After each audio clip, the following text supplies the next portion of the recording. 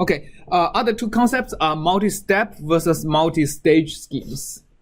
So multi-step schemes are the schemes that are, you apply the same scheme for every time step, but each time step involves more than one previous time step solutions. Okay, the midpoint rule is actually probably the most simple multi-step scheme. So multi-step, the scheme are like this: u at n plus 1 equal to u of n minus 1 plus delta t times f at un. So the reason it's a multi-step scheme because in order for you to calculate un plus 1, you need both un and un minus 1. So if you program it, you need storage of two previous solution steps. Well, if you use forward Euler or any Runge cutoff scheme, you would only need storage of one previous solutions. Okay, and multi-stage schemes are different. So once you finish every step of the multi-stage scheme, you only need to store one solution. But in between two time steps, you need several temporary storages to storage the intermediate results of the multi-stage schemes. And for example, one of the simplest multi-stage schemes is u of n plus half is equal to un plus half of delta t times f of un. And then the real un is equal to un plus 4 delta t times f at un plus half. So this is a good example that illustrates the difference between multi-step and multi-stage schemes. In multi-stage scheme, you have two stages. The scheme is different, right? But once you complete these two steps, complete all the stages, you would only, sorry, this is un plus 1. You would only need to store the integer time step solution and only this one time step solution. You can forget about un plus half. You can forget about un. Right? un plus 1 is really a temporary storage that you need in the middle of the scheme, but you can forget after you complete the step. And usually in multi-stage schemes, you have several different schemes you have to apply sequentially.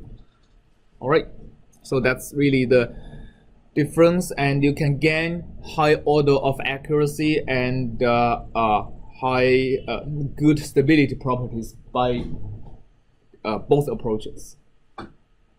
Okay, I mean these are pretty evident in all the functions provided by MATLAB. There are both types appears in some of these functions. So that's basically a brief review of the ODE section of the class. Any more questions about this?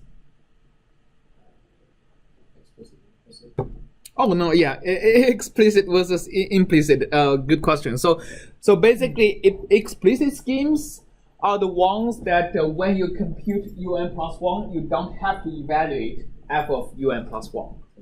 Implicit schemes, you do, right? So yeah, I forgot about this.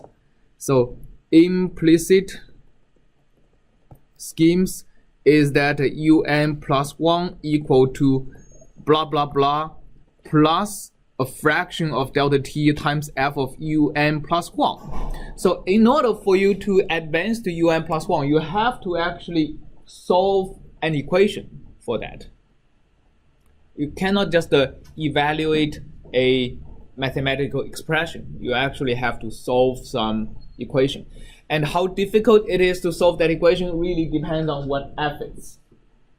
If f is like the simple equation we had above equal to lambda u, then using an implicit scheme is no more difficult than explicit scheme, right? You just move this term to the left hand side and then divide by, well, a scalar. The next difficulty is when u is a vector and f is a linear but involves a matrix. Then applying implicit scheme would involve solving a linear equation. Okay, linear system of equation. The next difficulty is when f is a scalar but now nonlinear. Then you need a Newton's method to solve this scalar nonlinear equation. And the most difficult part is if u is a vector and f is nonlinear, then you need to use the system of equation form of Newton's method, right? So you have to iterate, and in each iteration you have to solve a linear system. So this is basically what's required for using an implicit method. And one interesting side note is that because of that difficulty, some people actually look into f and actually split f into two parts. One part that is stiff but linear, another part is nonlinear but non-stiff.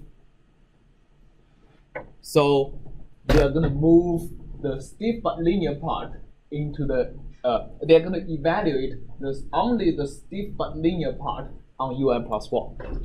So it's kind of a hybrid implicit and explicit scheme. And the application of that highly depends on the equation, right? Because you have to look into the equation and identify what is which one is linear but stiff, which one is nonlinear but not stiff. All right, so this is and the related concept of stiffness is you need to be stiffness is what you need to understand in order to decide if explicit or implicit scheme is better, right? A stiff system means a system that has very large variation in the order of magnitude in its eigenvalues. And if that is the case, if you're using an explicit scheme, your delta t is going to be limited by the largest eigenvalues, while your accuracy might actually be limited, but your accuracy requirement may not require you to have such a small delta t, right? So this is the kind of a stiff system that is, in order for your scheme to be stable, you are required to use a delta t that is much smaller than what would be required for accuracy purposes. This is really the real definition of stiffness, right? Is in practical terms, you are forced to use a much smaller delta t than you would have to if using so in this sense, the concept of stiffness is really defined upon these previous concepts of eigenvalue stability and explicit versus implicit schemes. Does it make sense? Okay.